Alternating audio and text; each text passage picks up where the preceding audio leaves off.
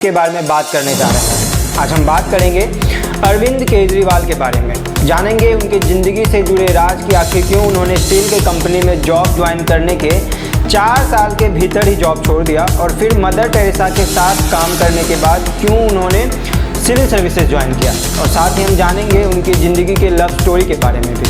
नमस्कार, मेरा नाम है अमरदीप और आप देख रहे हैं N9 न्यूज़। अरविंद केजरीवाल का जन्म 16 जून 1968 को हरियाणा के हिसार जिले के सिवान गांव में हुआ था। उनके पिता का नाम गोविंद राम केजरीवाल और मां का नाम गीता देवी है। गोविंद राम केजरीवाल पेशे से इंजीनियर थे और अपने समय में जिंदल स्टील में इंजीनियरिंग की नौकरी किया करते थे। अरविंद केजरीवाल की पत्नी का नाम सुनीता केजरीवाल है और उनके 2 बच्चे हैं। बेटे का नाम पुलकित केजरीवाल और बेटी का नाम हर्षिता केजरीवाल है। अरविंद केजरीवाल का धर्म हिंदू और जाति वैश्य है।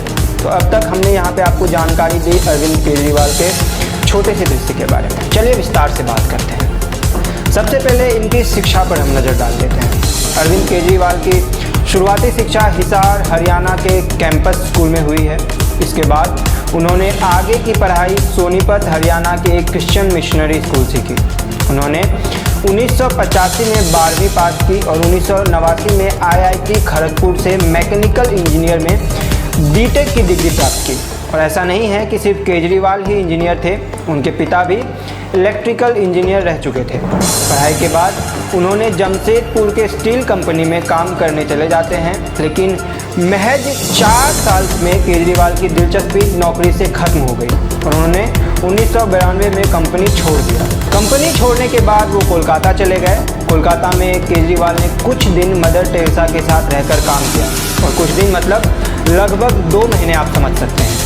लेकिन जल्द ही उनको इस सामाजिक कामों में भी दिलचस्पी खत्म हो गई और वे कोलकाता से वापस अपने घर यानी दिल्ली चले गए। दिल्ली में रहकर उन्होंने सिविल सर्विसेज की तैयारी करने लगे और अपने पहले ही प्रयास में सफल हो गए। केजरीवाल को 1995 में IRS यानी इंडियन रेवेन्यू सिस्टम में नौकरी मिल गई, पर इस दौरान उनकी भेंट, उनकी मुलाकात एक ऐसी लड़की से होती है जो उनके जीवन साथी बनने वाले थे। चलिए एक नज़र इस पर हम डाल लेते हैं। केजरीवाल और उनकी पत्नी सुनीता की मुलाकात IRS की ट्रेनिंग के दौरान हुई थी। इस ट्रेनिंग के दौरान दोनों के बीच गहरी दोस्ती हो गई। हालांकि दोनों ने काफ़ी समय तक अपने प्यार का इजहार नहीं किया था। एक दिन अरविंद केजरीवाल ने एकेडमी में ही सुनीता के कमरे का दरवाज़ा खटखटाया और उन्हें प्रपोज कर दिया। इस प्रस्ताव के बाद दोनों ने अपने परिवार की रजामंदी से शादी कर निर्णय किया। पहली पोस्टिंग के पहले ही अरविंद और सुनीता वैवाहिक बंधन में बन गए। जब वो दिल्ली में काम कर रहे थे तब उनकी ज़िंदगी में एक मोड़ आता है। दिल्ली में आयकर विभाग में काम करते समय जब वो दिल्ली में काम कर रहे थे तभी उनकी ज़िंदगी में एक नया मोड़ आता है। दिल्ली में आयकर विभाग में काम करते समय अरविंद केजरीवाल अपने विभाग के काम करने के तरीके से निराश थे। 1999 में उन्होंने अपने परिवार के सदस्यों से मिले दान का उपयोग करके परिवर्तन नामक संगठन की स्थापना की। यह संगठन सार्वजनिक कार्यों, खाद्य, राशन, आयकर और विभाग से बिजली संबंधित नागरिकों की शिकायत को दूर करने के लिए काम करता था। परिवर्तन ने सार्वजनिक निर्माण परियोजनाओं में धन के कई दुरुपयोग की पहचान की। 2006 में केजरीवाल को परिवर्तन के साथ उनके काम के लिए एशिया में सामाजिक परिवर्तन और नेतृत्व के लिए उभरते नेतृत्व के लिए रेमन मैग्सेसे पुरस्कार से सम्मानित किया गया।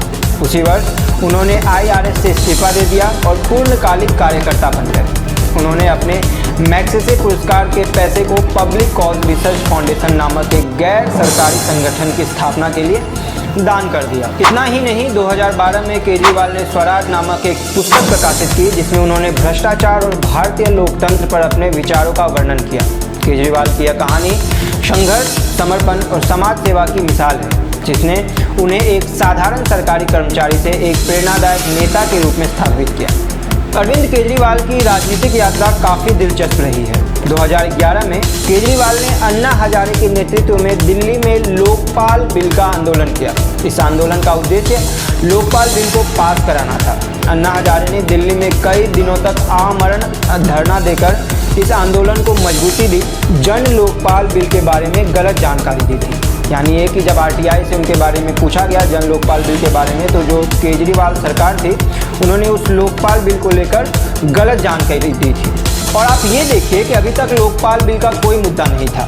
दिल्ली में अभी तक आम आदमी पार्टी की सरकार थी, पर लोकपाल बिल पर चर्चा नहीं हो पाया। पर क्योंकि अब दिल्ली में चुनाव आ रहे हैं तो जल्दी आपको लोकपाल बिल मुद्दे में दिखने की उम्मीद है। खैर, अपने टॉपिक पर वापस आते हैं। तो जब विरोध प्रदर्शन बिना किसी सफलता के जारी रहे तो केजरीवाल के नेतृत्व वाले गुट, जिन्होंने विरोध प्रदर्शन के दौरान गिरफ्तारी दी थी, ने निष्कर्ष निकाला कि व्यवस्था को बदलने का एकमात्र तरीका सरकारी कार्यालय के लिए चुनाव करना है। इस दृष्टिकोण ने केजरीवाल और हजारे के बीच वैचारिक मतभेद पैदा कर दिए, जिसमें हजारे ने जल्द लोकपाल विधेयक पारित करने के लिए एक गैर राजनीतिक दृष्टिकोण का समर्थन किया। इस वैचारिक मतभेद के बाद केजरीवाल ने राजनीति में कदम रखते हुए आम आदमी पार्टी की स्थापना की। उन्होंने अपने संघर्ष और आंदोलन को राजनीतिक रूप देकर भ्रष्टाचार के खिलाफ लड़ाई को एक नए स्तर पर पहुंचाया। केजरीवाल की इस राजनीतिक यात्रा ने उन्हें जनता के बीच एक सशक्त और प्रभावी नेता के रूप में स्थापित किया। देखा जाए तो केजरीवाल ने औपचारिक रूप से 26 नवंबर 2012 को आम आदमी पार्टी की स्थापना की। यह पार्टी कई अन्य भारतीय राजनीतिक दलों से अलग थी, क्योंकि केजरीवाल ना तो किसी मौजूदा पार्टी से जुड़े थे और ना ही किसी स्थापित राजनीतिक नेता के रिश्तेदार थे। पार्टी का चुनाव चिन्ह झाड़ू था, जो देश से भ्रष्टाचार को समाप्त करने के इरादे को दर्शाता था। आम आदमी पार्टी ने पहली बार 2013 में दिल्ली विधानसभा चुनाव लड़कर राजनीतिक क्षेत्र में कदम रखा। इस चुनाव में पार्टी ने उम्मीदों से बेहतर प्रदर्शन किया और 70 सीटों वाली विधानसभा में 28 सीटें जीतकर दिल्ली की दूसरी सबसे बड़ी पार्टी बनकर उभरी। केजरीवाल ने मौजूदा मुख्यमंत्री शीला दीक्षित को हराया। हालांकि विधानसभा में किसी भी पार्टी को स्पष्ट बहुमत नहीं मिला और त्रिशंकु स्थिति उत्पन्न हुई। सरकार बनाने के लिए आम आदमी पार्टी ने भारतीय राष्ट्रीय कांग्रेस का समर्थन किया, जिसे उसने भ्रष्टाचार के लिए निशाना बनाया था। देखिए कितनी दिलचस्प बात है कि यह उसी पार्टी का समर्थन लेती है जिसके खिलाफ वो प्रदर्शन कर रही थी। इसके बाद केजरीवाल दिल्ली के मुख्यमंत्री बने। हालांकि यह सरकार केवल 49 दिनों तक चली। आम आदमी पार्टी ने दिल्ली जन लोकपाल विधेयक पारित करने का प्रयास किया, लेकिन कांग्रेस और भारतीय जनता पार्टी द्वारा समर्थन न मिलने पर यह विफल हो गया, जिसके बाद कांग्रेस ने अपना समर्थन वापस ले लिया। पर आरटीआई में उन्होंने कुछ और कहा था। 15 में दिल्ली विधानसभा के लिए फिर से चुनाव हुए। इस बार आम आदमी पार्टी ने 70 में से 67 सीटें जीती और 54.3% वोट लेकर भारी जीत हासिल की और केजरीवाल फिर से मुख्यमंत्री बने। उन्होंने 2020 के चुनाव में पार्टी को एक और चुनावी जीत दिलाई, जिसमें 70 में से 62 सीटें जीती।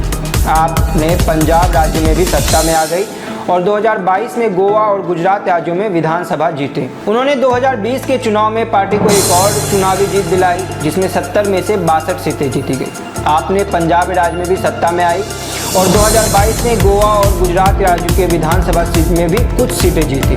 2024 के लोकसभा चुनाव से एक महीने पहले 21 मार्च 2024 को केजरीवाल को ईडी यानी प्रवर्तन निदेशालय ने कथित भ्रष्टाचार के आरोप में गिरफ्तार किया।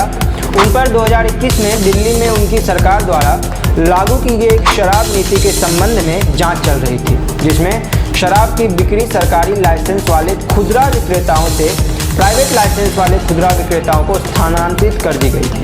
आरोप था कि आम आदमी पार्टी नेताओं ने कुछ खुदरा विक्रेताओं को तरजीह दी, रिश्वत ली, मनी लॉन्ड्रिंग में लिप्त रहे और किकबैक योजनाओं से वित्तीय लाभ उठाया। यह नीति 2022 में खत्म कर दी गई थी।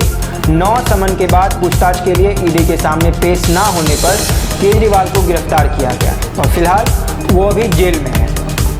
तो कैसी लगी ये जानकारी हमें कमेंट करके जरूर बताएं।